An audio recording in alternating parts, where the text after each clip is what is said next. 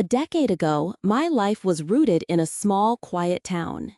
At 18, I was brimming with the kind of youth and innocence that sees the world in bright, simple colors. In that same town lived a boy named Ethan.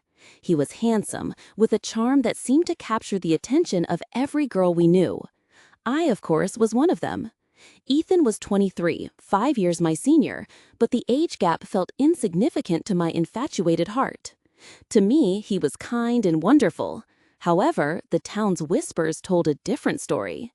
Ethan is not a good boy, my mother would warn, her voice laced with concern. Stay away from him. My aunt was blunter. He's nothing but trouble. But I was deaf to their warnings, wrapped up in the strength of my feelings for him. One warm Saturday night, the community center was hosting a dance. My friends and I were buzzing with excitement. My mother, however, was hesitant. "It's not safe," she said, her worry evident. I pleaded with her, "Please, Mom, I promise I'll stay with my friends." Reluctantly, she agreed. The party started slowly, the hall gradually filling with familiar faces. And then he walked in. Ethan's eyes found mine across the room, and he offered a smile that made my heart race. When the music softened to a slow song, he asked me to dance. It felt like a dream. He held my hand as we moved together, and during the breaks, we talked and he made me laugh. When the last song faded, Ethan turned to me. "Let's go for a drive," he suggested. Thrilled, I immediately said yes. Everyone in town knew about Ethan's sleek, impressive car. We cruised through the quiet streets, the darkness punctuated only by the shining stars above. I felt a pure, simple happiness. But then, the drive took a different turn. Ethan steered the car down a deserted road, far from the town's lights, to a secluded spot where there was nothing but silence and shadows. He stopped the car and looked at me, his expression shifting. He moved closer, attempting to kiss me. "No, Ethan," I said firmly, "I want to go home." He didn't listen. He grabbed my hand, his touch becoming forceful. I pushed him away. "Stop, Ethan," I shouted. His response wasn't disappointment. It was anger. "You're boring," he spat. He opened the car door and shoved me out into the night. I was alone, stranded in the cold and the dark. My house was miles away. Terrified, I began to walk. My shoes, meant for dancing, were useless for the long journey. I covered nearly 3 kilometers on that dark road, and by the time I finally reached my doorstep, I was exhausted, my feet covered in painful blisters. I collapsed onto my bed and cried, my heart shattered. The boy I thought I loved didn't care about me at all. The next day, I confided in my friends. "Ethan is always like this," one of them said. "He did the same thing to us." I was shocked. "Why didn't you tell me?" I asked, a sense of betrayal stinging me. They shrugged. "Everyone knows," they replied. "We just assumed you did too." That night taught me a harsh but vital lesson. It forged a new strength in me. I stopped wasting my thoughts on Ethan.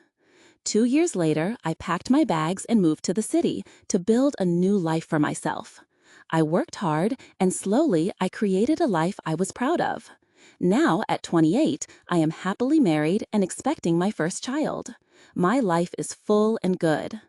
As for Ethan, I hear from old friends that his life took a different path. He struggles with drinking and has been through 2 failed marriages. I feel incredibly fortunate for the way things turned out. I truly believe everything happens for a reason. That difficult night was a painful chapter, but it was the one that ultimately made me strong. When I was 20, living in the bustling city, I found a job in a cozy little bookstore. My daily walk to work was a simple pleasure. I loved the comforting smell of old paper and ink, and I enjoyed the quiet conversations with customers who shared my love for stories. One afternoon, the sky opened up, and a heavy rain began to fall. I didn't have an umbrella, so I took shelter under a large tree, waiting for the downpour to pass. Suddenly, a man approached me, holding a large, bright red umbrella. "Do you need some help?" he asked, with a warm, kind smile. He was tall, and his eyes were friendly. I nodded, "Yes, thank you." He walked with me all the way to the bookstore. His name was Liam, and he worked in an office just around the corner. Before he left, he asked, "Can I see you again?" I smiled and replied, "Maybe." The very next day, Liam came into the bookstore and bought a book. He came back the day after that and bought another. Soon, it became his daily routine. We would talk for hours about everything: books, movies, our dreams, our lives. Liam was funny and intelligent, and he always made me laugh. Slowly but surely, I found myself falling for him. One afternoon, he asked, "Would you like to get coffee sometime?" I said yes without hesitation. We went to a small cafe nearby, and over warm drinks, Liam told me about his family. He spoke fondly of his younger sister and shared his dreams of traveling the world. I told him about my life, how I was an only child and how my parents lived far away. We began to see each other often. We explored parks, watched movies, and visited museums. I was incredibly happy. But then, one day, Liam just stopped coming to the bookstore. A week went by, then two. A heavy sadness settled over me. Where could he be?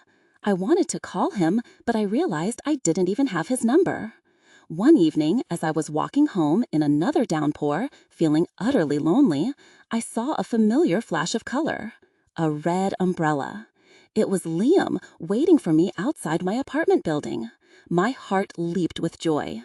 "Where have you been?" I asked, trying to keep my voice steady. "I'm so sorry," he said, his expression full of regret. "I had to go visit my sister. She was sick." A wave of relief washed over me. I smiled. "I'm just so glad you're back." Liam held the umbrella over both of us. "Let's go for a walk," he said. We walked through the rain-soaked streets, the city lights reflecting like jewels on the wet pavement. In that moment, surrounded by the sparkling city, I felt a profound sense of warmth and belonging. From that day on, our bond only grew stronger. Liam was kind, patient, and he taught me how to believe in love again. Years have passed. I am 30 now, and Liam and I are married. We live in a charming little house with a garden out back. And sometimes, when the rain begins to fall, we take out our old red umbrella and go for a walk, remembering the day our story began. It's funny how life is so full of surprises, and how something as small as an umbrella can change absolutely everything.